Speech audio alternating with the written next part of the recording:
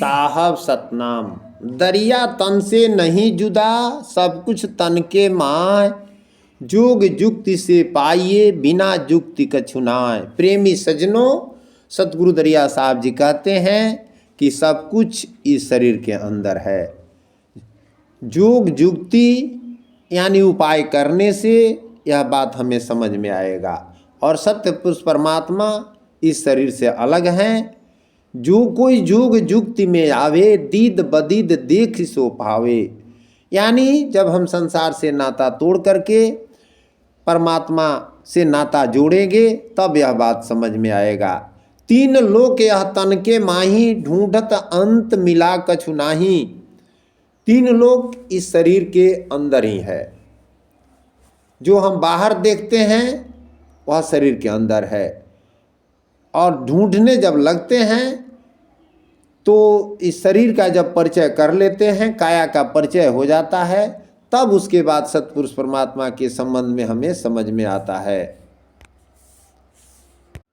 जो यह हमारा शरीर स्थूल दिखाई पड़ता है, इस शरीर के संबंध में हम सूक्ष्म रूप से समझें। प्रेमी सज्जनों, इच्छा द्वेष सुख दुख संघात कारण एवं सूक्ष्म शरीर सहित पंचभूतों से बना हुआ स्थूल शरीर, चेतना और घृति, इन 7 विकारों सहित यह संक्षेप में बताया गया है। यह क्षेत्र है, यह शरीर है। ये विकार के संबंध में हम विस्तार से समझें और तब इसको समझ करके इससे आगे परमात्मा की तरफ ध्यान करें। प्रेमी सज्जनों, विकारों के 2 भेद हैं। प्रकृति में स्वतः परिवर्तनशील विकार और प्रकृति के अंश शरीर के संबंध माने वैशिष्टि शरीर में होने वाले राग द्वेष हर्ष शोक सुख दुख आदि विकार हैं। यह हमारी आत्मा परमात्मा का अंश है और अविवेक के कारण संसार के साथ मैं शरीर और मेरा शरीर का संबंध मान लेता है, इसलिए अपने में कमी का अनुभव करता है। शरीर की आवश्यकता को अपनी आवश्यकता मानने लगता है एवं उस कमी की पूर्ति शरीर के सजातीय जड़ जाति के पदार्थों से करना चाहता है। ऐसी चाह को इच्छा कहते हैं। इस इच्छा के वासना अस्पृहा कामना आशा तृष्णा अनेक भेद हैं। मन बुद्धि और इंद्रियां ये शरीर के अंश हैं और इसी मन में इच्छा रूपी विकार प्रकट होते हैं। प्रेमी सज्जनों, ऐसा कोई पाप और दुख नहीं जो सांसारिक कामना से पैदा न हो। यानी संपूर्ण पाप और दुख सांसारिक कामनाओं से ही पैदा होते हैं। सांसारिक कामना उत्पन्न होने पर विवेक शक्ति समाप्त हो जाती है, जिसके बाद सभी अनर्थ पैदा होते हैं। सतगुरु दरिया साहब जी कहते हैं कि इच्छा रूप विकार को मिटाना अति आवश्यक है। इच्छा काया इच्छा माया इच्छा जग उपजाया, कह कबीर जे इच्छा विवर्जित ताका पार न पाया। प्रेमी सज्जनों, यह नियम है कि मनुष्य ज्यों ज्यों नाशवान पदार्थों के संग्रह और सुख भोग से इच्छाओं की पूर्ति करने की चेष्टा करता है, त्यों त्यों वे बढ़ती चली जाती है। इच्छा इन भोगों से कभी भी पूर्ति नहीं होती। वास्तव में इनसे कभी पूर्ति होना संभव भी नहीं है, क्योंकि जीव स्वयं चेतन है, परमात्मा का अंश है। जड़ के साथ एकता मानने से ही वह अपने को यानी अपने में अभाव का अनुभव करता है, जबकि आत्मा में किसी प्रकार का अभाव नहीं है। दरिया साहब जी कहते हैं कि सब तो ही पास जुदा कछु नाही, मानुष तन अनूप जग माही। दरिया तन से नहीं जुदा, सब कुछ तन के माय। जोग जुक्ति से पाइए, बिना जुक्ति कछु नाय। यानी शरीर के द्वारा सब कुछ संभव है, लेकिन परमात्मा से जब हम नाता जोड़ेंगे और इस जड़ वस्तु से नाता तोड़ेंगे तब सब हमें मिलेगा और अंत में परमात्मा मिलेंगे।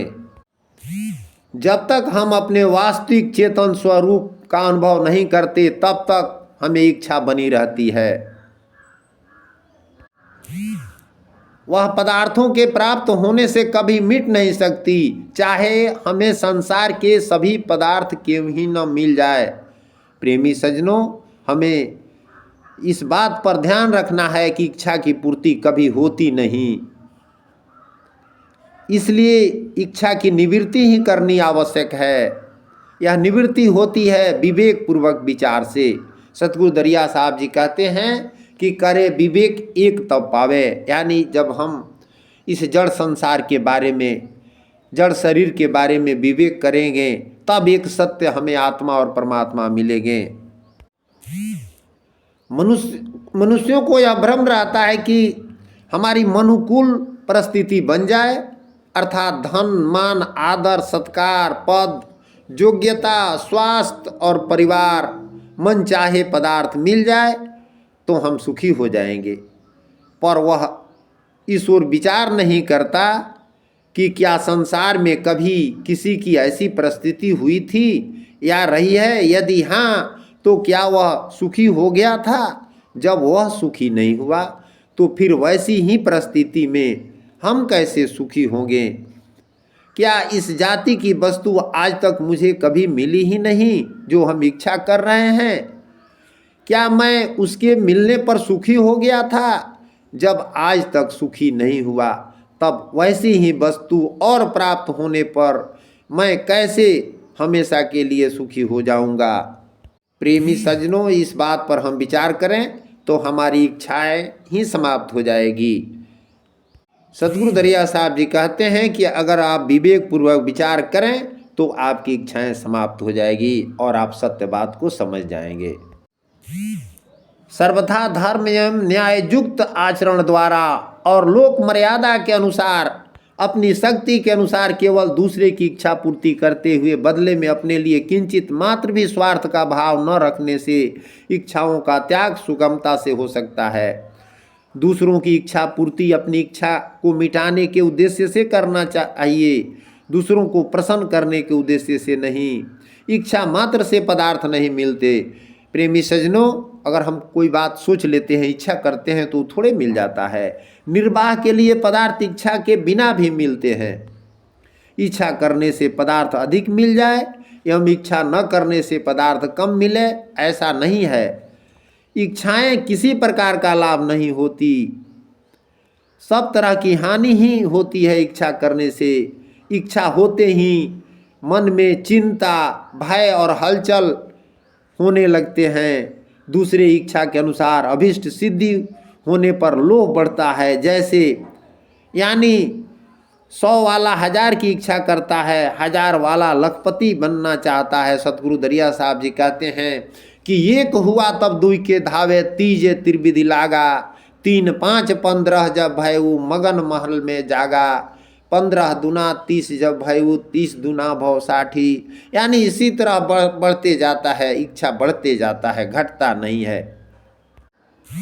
पदार्थों के मिलने पर भी न तो इच्छा पूर्ति होती है और न नई इच्छा का उत्पन्न होना ही मिटता है। अपनी स्थिति में दूसरों की अपेक्षा अधिक संपन्नता देखकर अभिमान होता है। इच्छा पूर्ति में बाधा डालने वाला यदि अपने से निर्बल होता है तो उस पर क्रोध आता है, और यदि अपने से बलवान होता है तो उससे भय होता है। एवं इच्छा को पूर्ति न होने से स्पष्ट ही दुख का अनुभव होता है। यानी हम किसी वस्तु की इच्छा करते हैं, नहीं मिलता है तो हमें दुख होता है, और मिल जाता है तो हम पल भर के लिए खुशी होते हैं। सतगुरु दरिया साहब जी कहते हैं कि सुख होते एक रति दुख होत घना, यानी संसार की वस्तु के मिलने पर पल भर सुख होता है और अधिक से अधिक समय हमें दुख ही होता है। इसलिए इच्छा करना ही सभी दोषों का जड़ है। अपने जीवन पर थोड़ा सा विचार करने पर हम सभी को यह प्रत्यक्ष अनुभव होता है कि इच्छा ही मूल विकार है। अपने इस अनुभव पर दृढ़ रहने से विवेकी साधक को कोई इच्छा नहीं हो सकती। जिस प्राणी, पदार्थ, घटना, क्रिया और परिस्थिति को मनुष्य अपने दुखों का कारण या सुखों में बाधक समझता है, उसके प्रति अंतःकरण में दुर्भाव, असहिष्णुता और उसे नष्ट करने के भाव का नाम द्वेष है। ऐसे ही अपने प्रतिकूल प्राणी का किसी अन्य के द्वारा अनिष्ट होता देखकर चित्त में जो प्रसन्नता होती है, वह भी द्वेष का ही सूक्ष्म रूप है। प्रेमी सज्जनों, यह नियम है कि प्रकृति के जिस कार्य दृश्य वर्ग में राग होता है, उसके विपरीत या विरोधी पदार्थों से द्वेष उत्पन्न हो जाता है। वैसे ही स्वयं सत्य स्वरूप होने से जितने अंश में आत्मा का दृश्य संसार में राग होता है, उतने ही अंश में वह अपने चिन्मय स्वरूप से यानी सत्य स्वरूप से विमुख हो जाता है। प्रेमी सज्जनों, द्वेष के सर्वथा अभाव के लिए संसार में कहीं भी राग नहीं करना चाहिए। द्वेष के स्थूल रूप बैर, ईर्षा, घृणा, क्रोध एवं हिंसा है। किसी भी विकार को दूर करने के लिए उसके कारण की खोज कर उसे मिटा देना ही जरूरी है, तब वह जो है सो विकार दूर होता है, क्योंकि बिना कारण के कोई कार्य नहीं हो सकता। सतगुरु दरिया साहब जी कहते हैं कि कारज से कारण कठिन, गया जीव के साथ, कारण ते रावण गए, 20 भुजा 10 माथ। यदि कारण मिट गया तो कार्य आप ही आप समाप्त हो जाएगा। स्वार्थ में बाधा डालने वाले और बाधा डालने की संभावना वाले अभिमानी को ठेस पहुंचाने वाले प्राणी के प्रति द्वेष भाव पैदा हो जाता है। द्वेष का सर्वथा अभाव करने के लिए प्राणी मात्र के हित के लिए स्वार्थ और अभिमान त्याग कर आदर एवं प्रेम पूर्वक सबकी सेवा करनी चाहिए। प्रेमी सज्जनों, हमें संसार की सेवा करनी है। विवेक पूर्वक विचार करने से भी द्वेष रूप विकार का परित्याग किया जा सकता है। इस संसार में 3 प्रकार के सुख हैं, सात्विक, राजस और तामस। सात्विक सुख परमात्मा की प्राप्ति में सहायक होता है। आसक्ति तो सात्विक सुख की भी बांधने वाली ही होती है। राजस और तामस सुख तो जीव को बंधन में डालने वाला होता है। सुख की तरह ही धन का नाश, शरीर का अस्वस्थ हो जाना, दुखद परिस्थितियों को दुख कहते हैं। किंतु इस बात पर हम विचार करें कि प्रतिकूल की प्राप्ति और अनुकूल के विनाश से अंतःकरण में जो संताप और व्याकुलता होती है, जिसे व्यथा भी कहते हैं, उसके अर्थ में यह बात कहा गया है। बाह्य परिस्थिति सांसारिक पदार्थों की संपन्नता से जो सुख दिखाई देती है, वह अभिमान जन होने के कारण परिणाम में संताप ही देती है, इसलिए वह भी दुख स्वरूप ही है। जिस प्रकार दाद की व्याधि में खुजली और जलन दोनों एक ही रोग के 2 रूप हैं, वैसे ही अनुकूल एवं प्रतिकूल की प्राप्ति और वियोग से अंतःकरण में होने वाली प्रसन्नता और संताप, सुख और दुख दोनों एक ही विकार के 2 रूप हैं। ये सुख और दुख दोनों विकार आत्मा की क्षेत्र के साथ मानी हुई एकता से ही उत्पन्न होते हैं। प्रेमी सज्जनों, आत्मा जब अविवेक से शरीर के साथ अपना संबंध मान लेता है, तब शरीर में ये इच्छा, द्वेष, सुख और दुख विकार उत्पन्न हो जाते हैं। इसलिए हमें कभी भी शरीर और संसार के साथ अपना संबंध नहीं मानना है। आत्मा का वास्तविक स्वरूप तो सदैव निर्विकार ही है। या साहब जी कहते हैं कि ब्रह्म साफ जैसे ध्रुव तारा, सत्य में काई लागे नहीं पापा, सत्य नाम ताको प्रतापा। यानी आत्मा और परमात्मा में कोई काई और पाप नहीं लगता है, लेकिन यह जड़ जो शरीर है, संसार है, इसमें विकार है। इस बात को हम पूर्णतः समझ लें और इनसे अपने मन को अलग रखें। शरीर और आत्मा के संयोग से उत्पन्न होने वाले विकार को मिटाए जा सकते हैं, क्योंकि आत्मा का शरीर के साथ संयोग केवल माना हुआ है, उस संबंध को न मानने से विकार सुगमता पूर्वक मिट जाता है। वास्तव में वे है ही नहीं। शरीर के साथ माने हुए संबंध के कारण उत्पन्न होने वाले विकारों को मिटा देना चाहिए। प्रेमी सज्जनों, आत्मा की क्षेत्र के साथ यानी शरीर के साथ मानी हुई एकता को मिटाने के लिए सतगुरु बार बार आत्मा को जगने के लिए कह रहे हैं कि जागत रहु सो दिन है भाई, सोई रहु सो निस्भव आई। जैसे दिन में दिखाई पड़ता है उस तरह से आत्मा जब जगे रहेगा तो सत्य बात को समझते रहेगा। प्रेमी सज्जनों, प्राकृतिक सहित 24 तत्वों का एकीकरण होने से जो शरीर रूप समूह बना है उसे ही यहाँ संघात सतगुरु कह रहे हैं। शरीर का उत्पन्न होकर सत्ता रूप से रहना विकार है तथा उसमें प्रति क्षण परिवर्तन होते रहना भी विकार है। जिस शक्ति से प्राणी जीवित रहता है तथा निद्रा लेते हुए भी प्राणी में मुर्दे की अपेक्षा विलक्षणता स्पष्ट दिखती है, उस शक्ति को चेतना कहते हैं। सूक्ष्म शरीर का एक अंग होने से यह भी क्षेत्र का विकार है।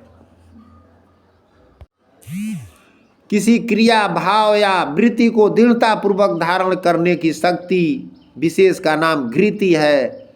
कारण का विकार होने से यह भी शरीर का विकार है। आत्मा शरीर के संबंध में विवेक न होने के कारण राजस और तामस वृत्तियां रहा करती है। स्वरूप का परमार्थिक बोध होने पर केवल सात्विक घृति रहती है, क्योंकि जीवन मुक्त महापुरुष में सात्विक कर्ता वाला स्वभाव रहता है। जैसे क्षेत्र यानी शरीर संसार दृश्य है, दिखाई पड़ता है, वैसे ही इस शरीर में होने वाले विकार भी दिखाई पड़ता है, अपना स्वरूप नहीं है। इस प्रकार विकारों को अपने से पृथक अनुभव करने पर अविवेक पूर्वक होने वाले विकार मिट जाते हैं। प्रेमी सज्जनों, हमारे अंदर 6 विकार हैं। उत्पत्ति, स्थिति, रूपांतर होना, बुद्धि, घटना, मर जाना। इन 6 विकारों से युक्त यह शरीर है। इच्छा, द्वेष, सुख और दुख, ये 4 विकार जड़ संसार के साथ, जड़ शरीर के साथ एकता मानने से अविवेक कारण उत्पन्न होते हैं। इस बात को हम समझ जाएं तो हमारा ये चारों विकार सर्वथा मिट जाते हैं, क्योंकि आत्मा सदैव निर्विकार है। शरीर में विकार होते हैं, स्वरूप में नहीं। केवल इतना सीख लेने मात्र से विकारों का अभाव नहीं होता।